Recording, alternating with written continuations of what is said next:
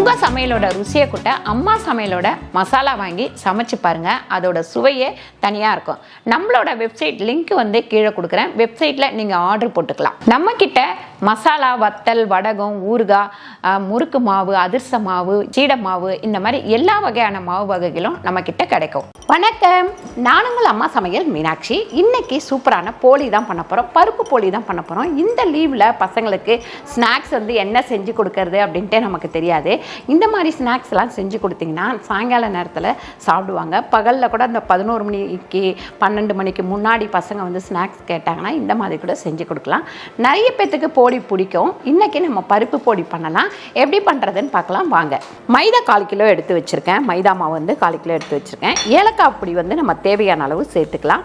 இங்கே கடலைப்பருப்பை 100 கிராம் நல்லா வேக வச்சு எடுத்து வச்சுருக்கேன். 100 கிராம் வெல்லம் எடுத்து வச்சுருக்கேன். 2 ஸ்பூன் தேங்காய், உப்பு வந்து பார்த்திங்கன்னா தேவையான அளவு, மஞ்சத்தூள் ஒரு 1/4 டீஸ்பூன் அளவுக்கு எடுத்து வச்சுருக்கேன். இப்போ நம்ம மைதாவை நம்ம மிக்ஸி ஜாரில் சேர்த்துக்கிறேன். மிக்ஸி ஜாரில் போட்டு பிணையலாம் அப்படின்னு சொல்லிட்டு மிக்ஸி ஜாரில் சேர்த்துருக்கேன்.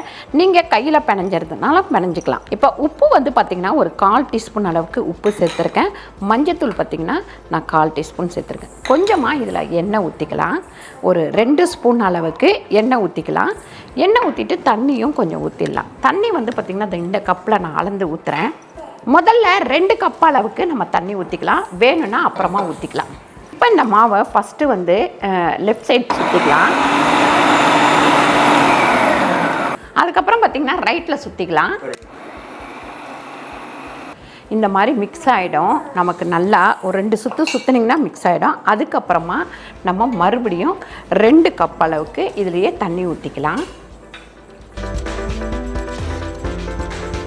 நம்ம எப்பவுமே போலி பண்ணுறது அப்படின்னா இந்த அளவுக்கு இருக்கணும். இந்த அளவுக்கு தண்ணியாக தான் மாவு பிணையணும். இப்போ இந்த மாதிரி கையில் ஒட்டுது இல்லைங்களா, இதுக்கு நம்ம என்ன பண்ணணும்னு பார்த்திங்கன்னா நம்ம எண்ணெய் வந்து ஒரு 4லேருந்து 5 ஸ்பூன் இப்படி ஊற்றிக்கணும். ஊற்றிட்டு மறுபடியும் ஒரு சுற்று சுற்றணும். சுத்தத்தில் ஊற்றிடுங்க. ஊற்றிட்டு நல்லா எல்லாத்தையும் எடுத்து விட்டுக்கோங்க. பாருங்கள், இந்த பதத்தில் இருக்கணும். நமக்கு இந்த பதத்தில் இருக்கணும். அப்போ தான் நம்ம வந்து உள்ளே பூர்ணம் வச்சுட்டு திரட்டும் போது திரட்டக்கூடாது. நம்ம பாயில் பெப்பரோ இல்லை வந்து வாழை இலை போட்டு நம்ம தட்டினோம்னா சூப்பராக வந்துடும். இப்போ நம்ம பூர்ணம் பண்ணுறதுக்கு ஒரு 1/2 ஸ்பூன் அளவுக்கு நெய் சேர்த்துக்கலாம். நெய் சேர்த்துட்டு நம்ம என்ன பண்ணுவோம், இந்த வெல்லத்தை வந்து இதோடவே சேர்த்துக்கலாம். சேர்த்துட்டு கொஞ்சமாக இப்படி தண்ணி ஊற்றிக்கலாம். ரொம்ப இல்லை, கம்மியாக அப்படி தண்ணி ஊற்றிட்டு இதை வந்து நல்லா வந்து கலந்து விட்டுக்கலாம். இதோடவே நம்ம 2 ஸ்பூன் தேங்காய் எடுத்து வச்சுருக்கோம் இல்லைங்களா, அதையும் சேர்த்துக்கலாம். வெல்லம் கொட்டி இங்கே வந்து இதுவாகிட்டுருக்கு. இங்கே வந்து பார்த்திங்கன்னா நம்ம கடலைப்பருப்பை மிக்சியில் போட்டு ஒரு சுற்றிக்கலாம். மிக்சியில் போட்டு ஒரு சுற்றினோடனே இந்த மாதிரி நல்லா வந்து கொஞ்சம் கொருன்னு ஆகிடும். அதுக்கப்புறம் நம்ம இதில் போட்டு நல்லா வந்து 2த்தையும் மிக்ஸ் பண்ணி அப்படி திரண்டு வர்ற அளவுக்கு நம்ம வந்து கிண்டி விட்டுக்கிட்டே இருக்கணும்.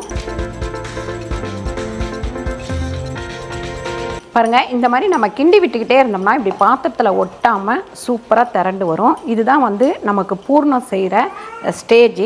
இப்போ நம்ம இறக்க போகிற ஸ்டேஜில் கொஞ்சமாக ஒரு 1/4 டீஸ்பூன் ஏலக்காய் பொடி சேர்த்துக்கலாம். சேர்த்துட்டு நல்லா வந்து இந்த மாதிரி கிண்டி விட்டுக்கலாம். ஒரு பிஞ்ச் அளவுக்கு நம்ம இதில் உப்பு சேர்த்துக்கலாம். ஏன்னா டேஸ்ட்டுக்காக தான். இப்போ நம்ம இதை இறக்கி கீழே வச்சுருவோம். இப்போ பாருங்கள், இந்த வாழை இலையில் நான் எண்ணெய் தடவியிருக்கேன். இந்த வாழை இலையிலையும் நம்ம எண்ணெய் தடவியிருக்கோம். அதுக்கப்புறம் இப்படி உருட்டி எடுத்துக்கோங்க. இதை பாருங்கள், இந்த மாதிரி கொஞ்சமாக எடுத்துக்கோங்க. உங்களுக்கு எவ்வளோ பெருசு வேணுமோ அந்த அளவுக்கு நீங்கள் எடுத்துக்கோங்க. இப்போ நம்ம பூர்ணத்தை இந்த மாதிரி எடுத்து இதுக்குள்ளே வச்சிடலாம். வச்சுட்டு இப்படி இந்த மாதிரி தண்ணியாக நம்ம பிணைஞ்சாதான் நம்ம வந்து போலி பண்ணும்போது சூப்பராக இந்த மாதிரி தட்ட முடியும். அதுக்கப்புறம் மேலே இந்த இதுவை வச்சுட்டு இந்த பாருங்க, இதில் லைட்டாக எண்ணெய் தடவிடுங்க தோசைக்கல்லில். அதுக்கப்புறம் இதை பாருங்க,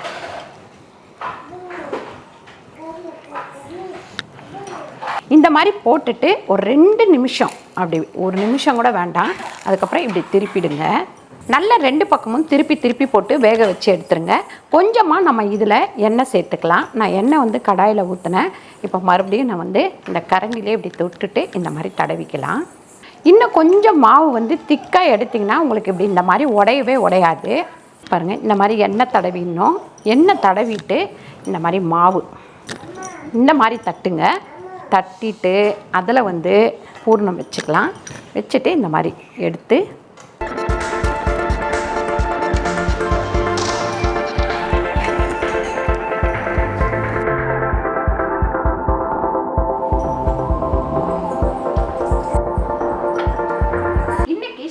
பருப்பு போலி பண்ணிட்டோம். ரொம்ப ஈஸி தான் இது. நமக்கு தட்டுறதுக்குமே வந்து ரொம்ப ஈஸியாக வரும். கண்டிப்பாக ட்ரை பண்ணி பாருங்கள். ட்ரை பண்ணி பார்த்துட்டு கீழே வந்து கமெண்ட் பண்ணுங்கள் எப்படி வந்தது அப்படின்னு சொல்லிட்டு. சூப்பரான இந்த வீடியோ உங்களுக்கு பிடிச்சிருந்தா லைக் பண்ணுங்கள், ஷேர் பண்ணுங்கள், சப்ஸ்கிரைப் பண்ணுங்கள், ஃபேஸ்புக்கில் ஷேர் பண்ணுங்கள், மறக்காமல் கமெண்ட் பண்ணுங்கள். நன்றி, வணக்கம்.